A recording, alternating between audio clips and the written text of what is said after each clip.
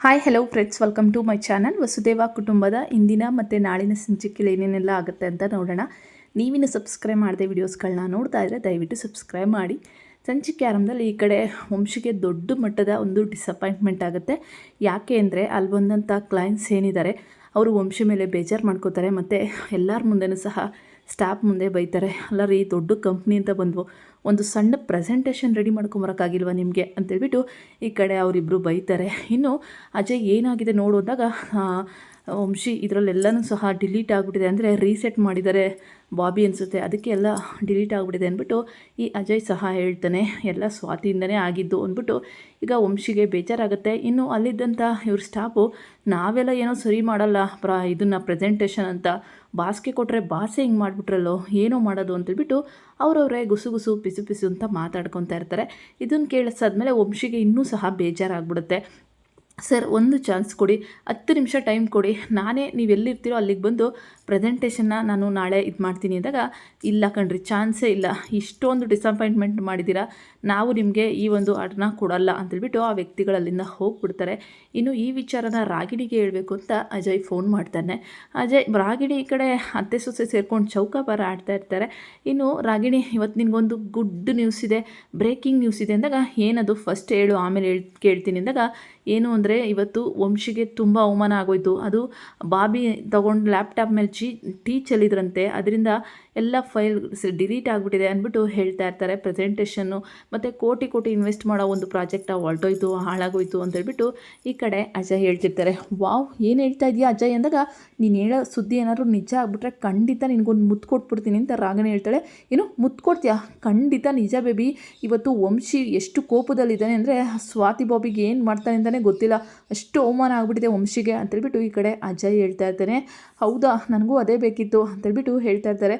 ನಾನು ಈಗ ತಾನೇ ಆಟದಲ್ಲೂ ಗೆದ್ದೆ, ಇದನ್ನು ನೀನು ಹೇಳ್ತಿರೋದು ನೋಡಿದ್ರೆ ನಾನು ಇದರಲ್ಲೂ ಗೆಲ್ತೀನಿ ಅಂತ ಅನಿಸುತ್ತೆ. ಸ್ವಾತಿ ನನ್ನ ಮುಂದೆ ಸೋಲ್ಲೇಬೇಕು ಅಂತೇಳ್ಬಿಟ್ಟು ಈ ಕಡೆ ನಿಂಗೆ ಮುತ್ತು ಕೊಡ್ತೀನಿ ಅಂತ ರಾಗಿಣಿ ಹೇಳ್ತಿರ್ತಾಳೆ. ಅಯ್ಯೋ ಶಿವನೇ, ಏನೇ ಇದು ರಾಗಿಣಿ ಅಂತೇಳ್ಬಿಟ್ಟು ದುರ್ಗಾ ಹೇಳ್ತಿರ್ತಾಳೆ. ನಿಜ ತಾನೇ ಗಿಣಿ, ನಿಜ ನನ್ನ ಕಿತ್ಕೊಡ್ತೀಯಲ್ವಾ ಅಂತೇಳ್ಬಿಟ್ಟು ಅಜಯ್ಗೆ ಅಷ್ಟೇ ಸಾಕು ಅನ್ನೋ ಥರ ಹಾಡ್ತಾ ಇರ್ತಾನೆ. ಎಸ್ ಗೆದ್ದೆ ಅಂತೇಳ್ಬಿಟ್ಟು. ಇನ್ನು ಏನೇ ಅದು ರಾಗಿಣಿ ನನ್ನ ಕೇಳಿದಾಗ, ಅತ್ತೆ ಏನು ಗೊತ್ತಾ, ಈ ಕಡೆ ಆಫೀಸಲ್ಲಿ ವಂಶಿಗೆ ತುಂಬ ಅವಮಾನ ಆಯ್ತಂತೆ, ಸ್ವಾತಿಯಿಂದ ಸಿಕ್ಕಿದಂಥ ಪ್ರಾಜೆಕ್ಟು ಕೈ ತಪ್ಪೋಯ್ತಂತೆ ಅಂತೇಳ್ಬಿಟ್ಟು ಹೇಳ್ತಾ ಇರ್ತಾಳೆ. ಹೌದಾ, ನೋಡು ಎಂಥ ಅವಕಾಶ ಸಿಕ್ಕಿದೆ, ಈ ಸ್ವಾತಿನ ದೇವರೇ ವಂಶಿ ಮುಂದೆ ಸೋಲಿಸಿದ್ದಾನೆ, ಇನ್ನೂ ಬಂದು ಮಹಾಯುದ್ಧನೇ ಮಾಡಿಬಿಡ್ತಾನೆ ವಂಶಿ ಅಂತೇಳ್ಬಿಟ್ಟು ಈ ರಾಗಿಣಿ ದುರ್ಗಾ ನಾವು ಒಳ್ಳೆ ಮಜಾ ತಗೋಬೋದು ಅಂತ ಯೋಚನೆ ಮಾಡ್ತಿರ್ತಾಳೆ. ಇನ್ನು ಮೇಘ ಬಂದಿಲ್ಲ ಅಂತ ಪದ್ಮ ಗೀತಾ ಒದ್ದಾಡ್ತಿರ್ತಾರೆ. ಅಲ್ಲ ಕಣೆ, ನನಗೆ ಯಾಕೋ ಮನಸ್ಸೇ ಸರಿ ಆಗ್ತಿಲ್ಲ, ಫೋನೆಲ್ಲ ಮಾಡಿ ಟ್ರೈ ಮಾಡ್ತಾರೆ, ಆದರೂ ಸಹ ಮೇಘ ಫೋನ್ ಪಿಕ್ ಮಾಡಲ್ಲ, ಫ್ರೆಂಡ್ಸು ಸಹ ಫೋನ್ ಪಿಕ್ ಮಾಡಲ್ಲ. ಅಷ್ಟರಲ್ಲಿ ಮೇಘನ್ನ ಕರ್ಕೊಂಡು ನಿತಿನ್ ಅವರು ಒಳಗಡೆ ಬರ್ತಾರೆ. ಈ ಕಡೆ ನಿತಿನ್ನು ಕರ್ಕೊಂಬಂದಾಗ ಮೇಘನ ಕಾಲಿಗೆ ದೊಡ್ಡ ಗಾಯ ಆಗಿರುತ್ತೆ. ಏನಾಯ್ತೆ ಮೇಘ ಅಂದಾಗ, ಅಮ್ಮ ಆಕ್ಸಿಡೆಂಟ್ ಆಗೋಯ್ತು ಅಂದಾಗ, ಅಮ್ಮ ಅಷ್ಟೆಲ್ಲ ಹೇಳಿದ್ರು ಕೇಳದೆ ಓಡೋದಲ್ಲ, ಯಾಕೆ ಈ ಥರ ಆಡ್ತೀಯ ಅಂದಾಗ, ಅಯ್ಯೋ ಗೀತಾ ಅವರೇ ಬೈಬೇಡಿ ಅಂತೇಳ್ಬಿಟ್ಟು ನಿತಿನ್ ಹೇಳ್ತಿರ್ತಾರೆ. ಇನ್ನು ನಮ್ಮ ವಂಶಿ ಮನೆ ಕಡೆ ಬರಬೇಕಾದ್ರೆ ಕಾರಲ್ಲಿ ತುಂಬಾ ಕೋಪ ಮಾಡ್ಕೊಂಡಿರ್ತಾರೆ, ತುಂಬ ಫಾಸ್ಟಾಗಿ ಕಾರನ್ನ ಓಡಿಸ್ತಾ ಇರ್ತಾರೆ.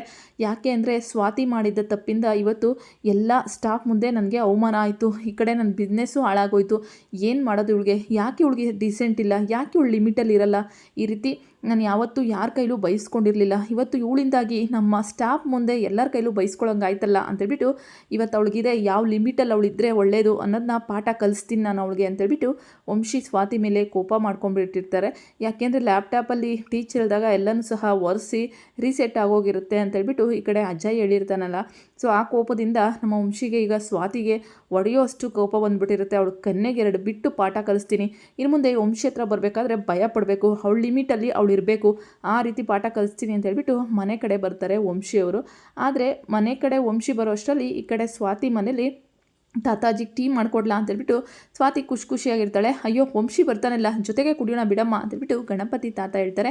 ಸರಿ ತಾತ, ಏನಾದರೂ ಸ್ನ್ಯಾಕ್ಸ್ ಮಾಡಮ್ಮ ತಿನ್ನೋಕ್ಕೆ ಅಂತೇಳ್ಬಿಟ್ಟು ಹೇಳ್ತಾ ಇರ್ತಾರೆ. ನೋಡು ಎಷ್ಟು ಖುಷಿಯಾಗಿದ್ದಾಳೆ, ಈಗ ವಂಶಿ ಬಂದರೆ ಇವಳಿಗೆ ಮರ್ಯಾದೆ ಕಳೆದು ಬಿಡ್ತಾನೆ ಅಂತೇಳ್ಬಿಟ್ಟು ಹೇಳೋಷ್ಟರಲ್ಲಿ ಪ್ರೀತಿ ಓಡ್ಬಂದು, ಅಕ್ಕ ಮೇಘ ಅಕ್ಕಂಗೆ ಆಕ್ಸಿಡೆಂಟ್ ಆಗಿದೆ ಅಂದಾಗ, ಏನು ಆಕ್ಸಿಡೆಂಟಾ, ಏನಾಗಿದೆ, ದೊಡ್ಡ ಮಟ್ಟದ ಏಟಾಗಿದೆಯಾ ಅಂದ್ಬಿಟ್ಟು ಸಾಕ್ಷಿ ಈ ಕಡೆ ಸ್ವಾತಿ ಕೇಳಿದಾಗ, ಇಲ್ಲ ಅಕ್ಕ, ಸ್ವಲ್ಪ ಗಾಯ ಆಗಿದೆ ಅಂತ ಹೇಳ್ತಾ ಇದ್ದಾರೆ ಡಾಕ್ಟ್ರು, ಬೇಗ ಹುಷಾರಾಗ್ತಾರೆ ಅಂತಂದಾಗ, ಅಯ್ಯೋ ಸ್ವಾತಿ ಏನು ಸ್ವಲ್ಪ ಅಂತೆ ಬಿಡಮ್ಮ, ಯಾಕೆ ಟೆನ್ಷನ್ ಮಾಡ್ಕೊತಿ ಅಂದಾಗ, ಅಲ್ಲ ಕಣೆ ಎಲ್ಲಾಯಿತು ಹೇಗಾಯಿತು ಅಂದಾಗ, ಏನೋ ಗಾಡೀಲಿ ಬಿದ್ದುಬಿಡ್ಲಂತೆ ಅಕ್ಕ, ಅದಕ್ಕೆ ಅಮ್ಮ ಅವರೆಲ್ಲ ಟೆನ್ಷನ್ ಮಾಡ್ಕೊಂಡಿದ್ರು ಅಂದ್ಬಿಟ್ಟು ಪ್ರೀತಿ ಹೇಳಕ್ಕೆ ಬಂದಿರ್ತಾಳೆ. ಓ ಹೌದಾ, ಸ್ವಲ್ಪ ಆಗಿದ್ರೆ ಸರಿ ಹೋಗುತ್ತೆ ಬಿಡಮ್ಮ ಅಂತೇಳ್ಬಿಟ್ಟು ತಾತ ಅಜ್ಜಿ ಇಬ್ಬರು ಸಮಾಧಾನ ಮಾಡ್ತಾರೆ.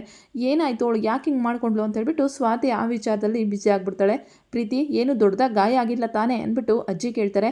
ಇಲ್ಲ ಅಜ್ಜಿ, ದೊಡ್ಡದಾಗೇನು ಗಾಯ ಆಗಿಲ್ಲ, ಕಾಲು ಸ್ವಲ್ಪ ಗಾಯ ತರ್ಚ್ಕೊಂಡಿದೆ, ಅದಕ್ಕೆ ಮೇಘ ಕುಂಟ್ಕೊಂಬಂದ್ಲು ಅಂತೇಳ್ಬಿಟ್ಟು ನಿತಿನ್ ಅಣ್ಣ ಕರ್ಕೊಂಬಂದ್ರು ಅಂತ ಪ್ರೀತಿ ಹೇಳ್ತಾ ಇರ್ತಾಳೆ. ಇನ್ನು ಸ್ವಾತಿ ಆ ಕಡೆ ಹೋದ್ಮೇಲೆ ವಂಶಿ ಸ್ವಾತಿ ಅಂದ್ಬಿಟ್ಟು ಜೋರಾಗಿ ಕಿರ್ಚಾಡ್ಕೊಂಡು ಮನೆಗೆ ಬರ್ತಾರೆ.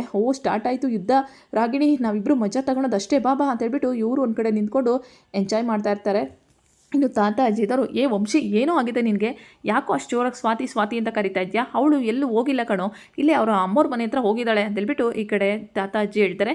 ಅವಳು ಏನಕ್ಕೆ ಹೋಗಿದ್ದಾಳೆ ಅಂತಂದಾಗ ಅದು ಏನೋ ಆಕ್ಸಿಡೆಂಟ್ ಆಗಿತ್ತಂತೆ ಮೇಗುಂಗೆ ಅಂದಾಗ, ಏನೋ ಆಕ್ಸಿಡೆಂಟಾ, ಏನೂ ಆಗಿಲ್ಲ ತಾನೇ ಅಂದಾಗ, ಇಲ್ಲ ಕಣೋ ಚಿಕ್ಕ ಗಾಯ ಅಂತ ಅಂದರು ಅಂದಾಗ, ಸರಿ ಆಯಿತು ಯಾಕೋ ಸ್ವಾತಿನ ಹುಡುಕ್ತಿದ್ಯಾ ಅಂದಾಗ, ಅವಳಿಂದ ಇವತ್ತು ನನ್ನ ಆಫೀಸಲ್ಲಿ ಎಷ್ಟು ಅವಮಾನ ಅನುಭವಿಸಿದ್ದೀನಿ ಗೊತ್ತಾ, ಅವಳಿಂದ ಕೋಟಿ ಬರುವಂಥ ಪ್ರಾಜೆಕ್ಟು ಕೈ ತಪ್ಪೋಗೋಯ್ತು, ನಿನ್ನೆ ಲ್ಯಾಪ್ಟಾಪ್ ಮೇಲೆ ಟೀ ಚೆಲ್ಬಿಟ್ಲು, ಅವಾಗ ಒಣಗಿಸೋಕೆ ಹೋಗಿ ಎಲ್ಲ ರೀಸೆಟ್ ಮಾಡಿ ಡಿಲೀಟ್ ಮಾಡಿಬಿಟ್ಟಿದ್ದಾಳೆ ಅಂದಾಗ, ಅದೇನೋ ಅಪ್ಪ ಸ್ವಾತಿ ಈ ನಡುವೆ ಅಂತೂ ಸರಿಯಾಗಿ ಮನೆಯಲ್ಲಿ ಒಂದು ಕೆಲಸನೂ ಮಾಡಲ್ಲ ಅಂತೇಳ್ಬಿಟ್ಟು ಬೆಂಕಿ ಸುರಿಯೋ ಕೆಲಸ ಮಾಡೋಣ ಅಂತೇಳಿ ರಾಗಿಣಿ ಮತ್ತು ದುರ್ಗಾ ಬರ್ತಾರೆ.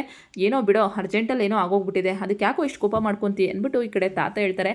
ಇಲ್ಲ ತಾತ, ನೀವು ಈ ಥರ ಅವಳಿಗೆ ಸದ್ರೆ ಕೊಟ್ಟೆ ಅವಳು ತಲೆ ಮೇಲೆ ಹೋಗಿ ಕೂತಿರೋದು ಅಂದಾಗ, ಹೌದು ವಂಶಿ ನೀನು ಹೇಳ್ತಾ ಇರೋದು ನಿಜನೇ, ಸ್ವಾತಿ ಇಷ್ಟೊಂದು ಒಳ್ಳೆ ಚಿಕ್ಕ ಮಕ್ಕಳು ಆಡೋ ಥರ ಆಡಿದ್ರೆ ನೋಡು ಇವತ್ತು ಎಷ್ಟು ಅವಮಾನ, ನಾನಂತೂ ಅಜಯ್ ಲ್ಯಾಪ್ಟಾಪೇ ಮುಟ್ಟಲ್ಲಪ್ಪ, ಅವಳಿಗೆ ನಿನ್ನ ಲ್ಯಾಪ್ಟಾಪ್ ಎಲ್ಲ ನೀನು ಸದ್ರ ಬಿಟ್ಬಿಟ್ಟಿದ್ಯಾ, ಅದಕ್ಕೆ ಅವಳು ಇಷ್ಟು ತಲೆ ಮೇಲೆ ಕೂತಿದ್ದಾಳೆ ಅಂದ್ಬಿಟ್ಟು ರಾಗಿಣಿನೂ ಸಹ ತುಪ್ಪ ಸುರಿತಾ ಇರ್ತಾಳೆ. ಅಯ್ಯೋ ಬಿಡು ರಾಗಿಣಿ ನೀನು ಯಾಕೆ ಹೇಳ್ತೀಯಾ, ಸ್ವಾತಿನ ವಂಶಿ ಲವ್ ಮಾಡಲ್ವಾ ಮದುವೆ ಆಗಿರೋದು, ಏನೋ ಗಂಡ ಹೆಂಡ್ತಿ ಅಂತಂದ್ಬಿಟ್ಟು ಈ ಕಡೆ ದುರ್ಗಾ ಮಸಾಜ್ ಮಾಡೋ ಕೆಲಸ ಮಾಡ್ತಾಯಿದ್ರೆ, ಇನ್ನು ಇಲ್ಲ ಇವತ್ತು ಅವಳಿಗೆ ಸರಿಯಾಗಿ ಪಾಠ ಕಲಿಸ್ಲೇಬೇಕು, ಅವಳು ಮನೆಗೆ ಬರಲಿ ಐತೆ ಅವಳಿಗೆ ಅಂತೇಳ್ಬಿಟ್ಟು ವಂಶಿಗೆ ಫುಲ್ಲು ಕೋಪ ಮಾಡ್ಕೊಂಡಿರ್ತಾರೆ. ತಾತ ಅಜ್ಜಿ ಈ ಬಿಡೋ ಅದಕ್ಕೆಲ್ಲ ಅವಳ ಮೇಲೆ ಕೂಗಾಡಬೇಡ ಕಣೋ ಅಂದಾಗ, ಇಲ್ಲ ನಿಮಗೆ ಗೊತ್ತಾಗಲ್ಲ ತಾತ ಅಜ್ಜಿ, ಅವಳಿಗೆ ಸರಿಯಾದ ಪಾಠ ಕಲಿಸ್ಬೇಕು, ಲಿಮಿಟಲ್ಲಿ ಹೆಂಗಿರಬೇಕು ಅನ್ನೋದನ್ನ ಅವಳು ಕಲಿಸ್ತೀನಿ ಅಂದ್ಬಿಟ್ಟು ವಂಶಿ ಈ ಕಡೆ ರೂಮ್ಗೆ ಹೋಗೋ ಬರ್ತಾಳೆ ಸ್ವಾತಿ ಅಂದ್ಬಿಟ್ಟು ತಾತ ಅಜ್ಜಿ ಕಳಿಸ್ತಾರೆ. ಇನ್ನು ಮೇಘ ನಿನಗೆ ಒಂದು ಸ್ವಲ್ಪನೂ ಪ್ರಜ್ಞೆ ಇಲ್ವೇನೆ, ಅಮ್ಮ ಹೇಳಿದ್ರು ತಾನೇ ಆರಾಮಾಗಿ ಮನೆಯಲ್ಲೇ ಇದ್ಕೋ, ನನ್ನ ಜೊತೆ ಕರ್ಕೊಂಡು ಹೋಗೋದಾಗ, ಅಕ್ಕ ನಾನು ಬೇಕು ಅಂತ ಹೋಗಿರಲಿಲ್ಲ, ಪ್ರಾಜೆಕ್ಟ್ಗೆ ಕೆಲವೊಂದು ಥಿಂಗ್ಸ್ ಬೇಕಿತ್ತು ಅದಕ್ಕೆ ತರಕ್ಕೆ ಹೋಗಿದೆ ಅಂದಾಗ, ನನ್ನ ಜೊತೆ ಬಂದಿದ್ರೆ ಆಗ್ತಾ ಇರಲಿಲ್ವಾ, ಅಲ್ಲ ಕಡೆ ನಿನ್ನ ಮೈಮೇಲೆ ಪ್ರಜ್ಞೆನೇ ಇಲ್ವಾ ಅಂದಾಗ, ಅಕ್ಕ ನಾನೇನು ಬೇಕು ಅಂತ ಮಾಡ್ಕೊಂಡ, ಯಾಕೆ ಹಿಂಗೆ ಬೈತಿ ಅಂದಾಗ, ಅಯ್ಯೋ ಬಿಡೇ ಗೀತಾ ಯಾಕೆ ಬೈತೀಯ, ಅವಳೇನು ಬೇಕು ಅಂತ ಮಾಡ್ಕೊಂಡಿಲ್ವಲ್ಲ ಅಂತ ಅಜ್ಜಿ ಹೇಳ್ತಿರ್ತಾರೆ. ಇನ್ನು ನಿತಿನ್ ನೀವು ಹೋಗಿ ಒಂದು ಒಳ್ಳೆ ಹೆಂಗೋ ಸಹಾಯ ಮಾಡಿದ್ರಪ್ಪ, ಬೇರೆ ಯಾರಾದರೂ ಆಗಿದ್ರೆ ಏನು ಕತೆ ಆಗ್ತಿತ್ತು, ನೀವಾಗಿರೋದಕ್ಕೆ ಮೇಘನ್ನ ಮನೆಗೆ ಕರ್ಕೊಂಡು ಬಿಟ್ಟಿದ್ದೀರಾ ಅಂದ್ಬಿಟ್ಟು ಅಜ್ಜಿನೂ ಪದ್ಮ ಇವ್ರಿಗೆ ಟ್ಯಾಂಕ್ಸ್ನ ಹೇಳ್ತಿರ್ತಾರೆ. ನೋಡಿ ಮೇಘ ಅವ್ರಿಗೇನು ಬೈಬೇಡಿ, ಯಾರು ಬೇಕು ಅಂತ ಮಾಡ್ಕೋತಾರ, ಏನೋ ಅಕಸ್ಮಾತಾಗಿ ಆಗೋಗಿದೆ ಅಂದ್ಬಿಟ್ಟು ನಿತಿನ್ ಅಲ್ಲಿಂದ ಹೊರಡ್ತಾರೆ. ಇನ್ನು ಸ್ವಾತಿ ಬರ್ತಾಳೆ. ಸ್ವಾತಿ ಇದ್ದೋಡು ಏನಾಯಿತು ಅಂದಾಗ, ಅಲ್ಲ ಕಣೆ ಏನೇ ಆಗಿರೋದು, ಲ್ಯಾಪ್ಟಾಪ್ ಚೆಲ್ದಲ್ಲ, ನನ್ನ ಲ್ಯಾಪ್ಟಾಪ್ ಮೇಲೆ ಟೀ ಚೆಲ್ದಲ್ಲ, ನನಗೆ ಇವತ್ತು ಎಷ್ಟು ದೊಡ್ಡ ಅವಮಾನ ಆಯಿತು ಗೊತ್ತಾ ಅಂದಾಗ, ಅಯ್ಯೋ ನಾನೇನು ಮಾಡಿರಲಿಲ್ಲ ವಂಶವ್ರೆ, ನಾನೆಲ್ಲ CT ನೀಟಾಗಿ ರೀಸೆಟ್ ಮಾಡಿಕ್ತೆ ಅಂದಾಗ, ಅಯ್ಯೋ ನೀನು ದಡ್ತನಕ್ಕೆ ಇನ್ನೇನು ಅಂತ ಹೇಳಬೇಕು, ರೀಸೆಟ್ ಮಾಡಿದ್ರೆ ನಾನು ಮಾಡಿರೋಂಥ ಫೈಲ್ಗಳೆಲ್ಲ ಡಿಲೀಟ್ ಆಗಿಬಿಡುತ್ತೆ, ಅಷ್ಟು ಸಾಮಾನ್ಯ ಪ್ರಜ್ಞೆ ಇಲ್ವಾ ನಿನಗೆ ಅಂತೇಳ್ಬಿಟ್ಟು ವಂಶಿ ಹೇಳ್ತಾ ಇರ್ತಾರೆ. ಈ ಕಡೆ ಸ್ವಾತಿ ಹೇಳೋಕ್ಕೆ ಸ್ಟಾರ್ಟ್ ಮಾಡ್ತಾಳೆ. ಇನ್ನೊಂದು ಸತಿ ನನ್ನ ವಸ್ತುಗಳೇ ಆಗಲಿ ನನ್ನ ಥಿಂಗ್ಸ್ ಆಗಲಿ ಯಾವುದು ಸಹ ನೀನು ಮುಟ್ಲೇಬಾರ್ದು, ನಿಂದು ಈ ನಡುವೆ ತುಂಬ ಜಾಸ್ತಿ ಆಗಿಬಿಟ್ಟಿದೆ ಕಣೆ, ಏನು ಈ ಮನೆ ಯಜಮಾನಿ ಅಂತ ಅಂದ್ಕೊಂಬಿಟ್ಟಿದ್ಯಾ ನೀನು, ನಾನು ನೋಡ್ತಾ ಇದ್ದೀನಿ, ಎಷ್ಟು ಹೇಳಿದ್ರು ನಿನ್ನ ಲಿಮಿಟಲ್ಲಿ ನೀನು ಇರೋದೇ ಇಲ್ಲ, ಬೇಕಿದ್ರೆ ಮನೆಯೇ ಉಳಿಸ್ಬಿಡ್ತೀಯೇನೋ ಅಲ್ವಾ ಅಂತೇಳ್ಬಿಟ್ಟು ವಂಶಿ ಇನ್ನು ಮುಂದೆ ನನ್ನ ರೂಮಿಗೆ ಬರೋದಾಗಲಿ ನನ್ನ ಬಟ್ಟೆ ನನ್ನ ವಸ್ತುಗಳನ್ನೆಲ್ಲ ಮುಟ್ಟೋದಾದರೆ ನಾನು ಸುಮ್ಮನೆ ಇರಲ್ಲ, ನಿನ್ನ ಲಿಮಿಟಲ್ಲಿ ನೀನು ಇದ್ದರೆ ಸರಿ ಸ್ವಾತಿ ಅಂತೇಳ್ಬಿಟ್ಟು ಈ ಕಡೆ ವಂಶಿ ಕೋಪವಾಗಿ ಮಾತಾಡ್ಬಿಡ್ತಾರೆ. ಇನ್ನು ನನ್ನ ರೂಮ್ ಒಳಗೆ ಬರೋ ಯೋಗ್ಯತೆಯೂ ಇಲ್ಲ ನಿನಗೆ, ಹೋಗೋ ಆಚೆ ಅಂತೇಳ್ಬಿಟ್ಟು ವಂಶಿ ಮಾತಾಡಿದಾಗ ಸ್ವಾತಿಗೆ ಅಳು ತಡೆಯೋಕ್ಕಾಗಲ್ಲ. ಯಾವಾಗಲೂ ತಪ್ಪು ಮಾಡಿ ಎಷ್ಟೊಂದು ಕ್ಷಮಿಸೋಣ, ಬೇಕು ಅಂತಲೇ ಒಳ್ಳೆ ಚಿಕ್ಕ ಮಕ್ಳು ಥರ ತಪ್ಪು ಮಾಡ್ತೀಯಾ, ಇವತ್ತು ಆಗಿರೋ ಅವಮಾನಕ್ಕೆ ನನಗೆ ಗೊತ್ತು, ನನ್ನ ಲೈಫಲ್ಲೇ ಫಸ್ಟ್ ಟೈಮ್ ಈ ಥರ ಅವಮಾನ ಆಗಿರೋದು ನಿನ್ನಿಂದ ಅಂದ್ಬಿಟ್ಟು ವಂಶಿ ಹೇಳ್ತಾ ಇರ್ತಾರೆ. ಇನ್ನು ಸ್ವಾತಿ ಅದು ಅಂದಾಗ, ನೀನು ಮಾತಾಡಬೇಡ, ನನ್ನ ರೂಮ್ ಒಳಗಡೆ ಬರಬೇಡ ಅಂತೇಳ್ಬಿಟ್ಟು ಈ ಕಡೆ ವಂಶಿ ಕೋಪ ಮಾಡಿಕೊಂಡು ಸ್ವಾತಿ ಮೇಲೆ ಮಾತಾಡಬೇಕಾದ್ರೆ ತುಂಬ ನೋವಾಗುತ್ತೆ ಸ್ವಾತಿಗೆ. ಇನ್ನು ಆಚೆ ಹೋಗ್ತಾ ಇರ್ತಾಳೆ. ಈ ಕಡೆ ರಾಗಿಣಿ ಇದ್ದಾಳು, ಹೇಗಿದೆ ತುಂಬ ಚೆನ್ನಾಗಿದೆ ಅಲ್ವಾ ಬಯಸ್ಕೊಂಡಿದ್ದು, ಇದೇ ರೀತಿ ನಿನ್ನ ತುಳಿತಾನೆ ಇರ್ತೀನಿ ಕಣೆ, ಈ ಮನೇಲಿ ನಾನೇ ಟಾಪ್ ಸೊಸೆ, ನಾನೇ ತುಂಬ ಬುದ್ಧಿವಂತೆ ಅನ್ನೋದನ್ನ ನಿರೂಪಿಸ್ತೀನಿ, ಹೀಗೆ ನೀನು ವಂಶಿ ಕೈಲಿ ಉಗಿಸ್ಕೊತಾನೆ ಇರಬೇಕು ಅಂತ ರಾಗಿಣಿ ಹೇಳ್ತಾ ಇರ್ತಾಳೆ. ಆಯಿತು ಕಣೆ ರಾಗಿಣಿ, ನನ್ನ ಗಂಡ ನನಗೆ ಬೈದರೆ ನಿನಗೆ ಯಾಕೆ ಇಷ್ಟೊಂದು ಖುಷಿ, ಬಿಡು ಸರಿ ಹೋಗ್ತೀವಿ ನಾವು ಅಂತೇಳ್ಬಿಟ್ಟು ಸ್ವಾತಿ ಹೇಳ್ತಾ ಇರ್ತಾಳೆ. ಆದ್ರೂ ವಂಶಿ ಬೈದಿದ್ದಕ್ಕೆ ಸ್ವಾತಿಗೆ ರೂಮಿಗೆ ಕಾಲಿಡೋಕ್ಕೂ ಇಷ್ಟ ಆಗ್ತಿರಲ್ಲ, ಹೋಗಿ ಆಚೆ ಕಡೆ ಮಲಗಿರ್ತಾಳೆ. ವಂಶಿ ಸ್ವಲ್ಪ ಕೋಪದಲ್ಲಿ ಜಾಸ್ತಿನೇ ಮಾತಾಡ್ಬಿಡ್ತಾರೆ. ಇನ್ನು ಸ್ವಾತಿ ಇವಾಗ ವಂಶಿ ಜೊತೆ ಮುನ್ಸ್ಕೊಂಡಿದ್ದಾರೆ. ಈ ಮುನ್ಸು ಮತ್ತು ಪ್ರೀತಿ ಯಾವಾಗುತ್ತೆ ಅಂತ ಗೊತ್ತಿಲ್ಲ. ಸೊ ನೀವೇನಂತೀರಾ? ವಿಡಿಯೋ ಕೂಡ ಇಷ್ಟ ಆದರೆ ಲೈಕ್ ಮಾಡಿ.